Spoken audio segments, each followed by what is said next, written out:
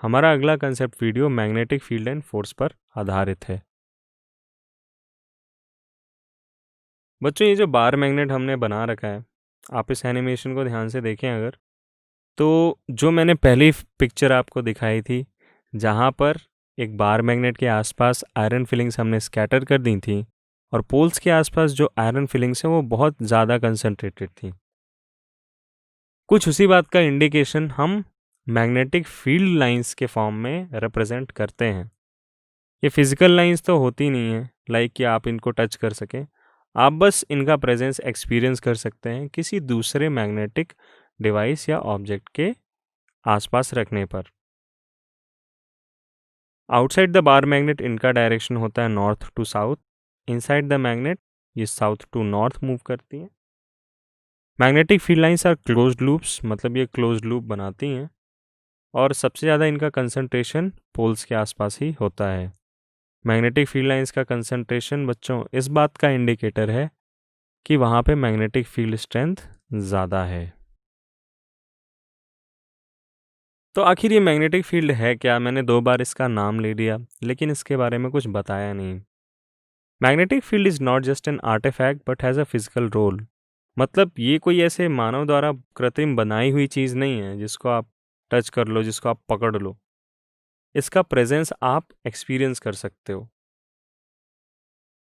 Faraday और Maxwell जो 2 scientist थे, एक्चुअल में आगे जब आप इंजीनियरिंग करोगे तो आप जानोगे कि मैक्सवेल इक्वेशंस ये मतलब काफ़ी हिस्टोरिकल वर्क था, जिन्होंने मैक्सवेल ने इलेक्ट्रिसिटी और मैग्नेटिज्म को आपस में इंटीग्रेट किया। उन्होंने अपनी इक्वेशंस प्रपोज करी और फैराडे ने भी काफ़ी कंट्रीब्यूट करा है मैग्नेटिज्म के फील्ड में।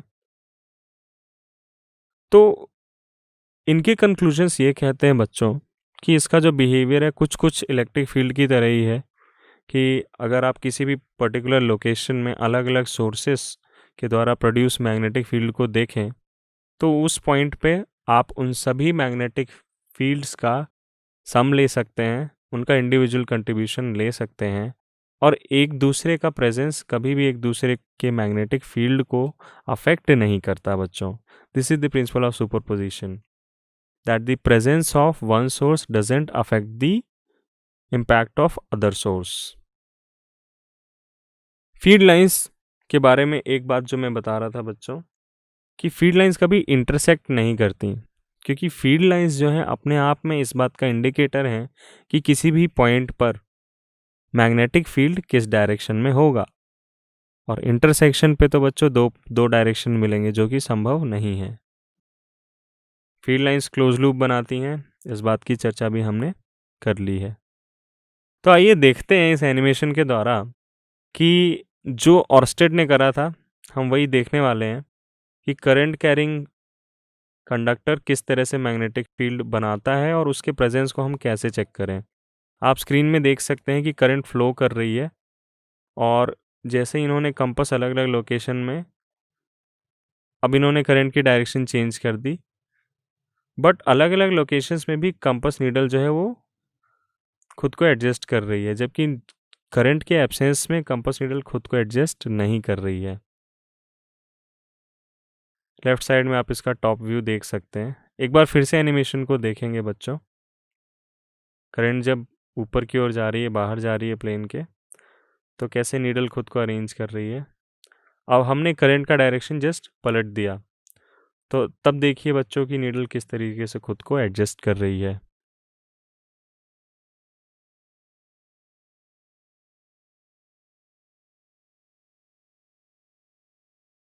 जब कोई करंट फ्लो नहीं हो रहा होता है कंडक्टर में, तो नीडल कभी भी अलग अलग लोकेशंस पे खुद को एडजस्ट नहीं करती है। तो इस तरीके से हमने देखा कि किस तरह से करंट के प्रेजेंस में नीडल डिफ्लेक्शन शो करती है, वो खुद को एक कर्वेचर के अलोंग, एक कर्वेचर बोले तो एक पाथ के अलोंग खुद को एडजस्ट कर रही है। यानी कि यह इस बात का इंडिकेटर है कि उस पाथ के अलोंग वो मैग्नेटिक फील्ड एक्सपीरियंस कर रही होगी।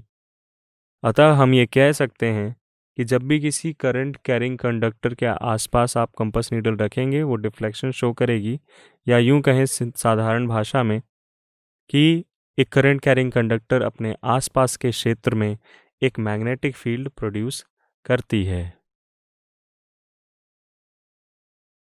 अब इस मैग्नेटिक फील्ड की दिशा कैसे निर्धारित करी जाए बच्चों?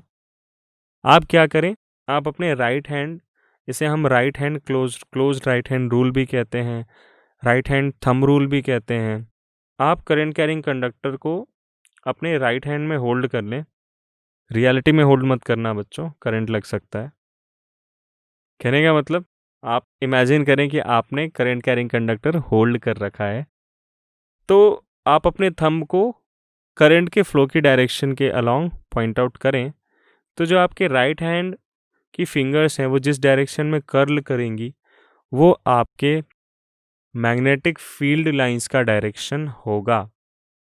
The direction of magnetic field lines created by current carrying conductor can be determined by right hand rule, right hand thumb rule, जिसमें हम क्या करते हैं, करंट कैरिंग कंडक्टर को राइट हैंड में होल्ड करेंगे such that our thumb indicates in the direction of flowing current and the curl of our fingers indicate the direction of magnetic field produced by the conductor.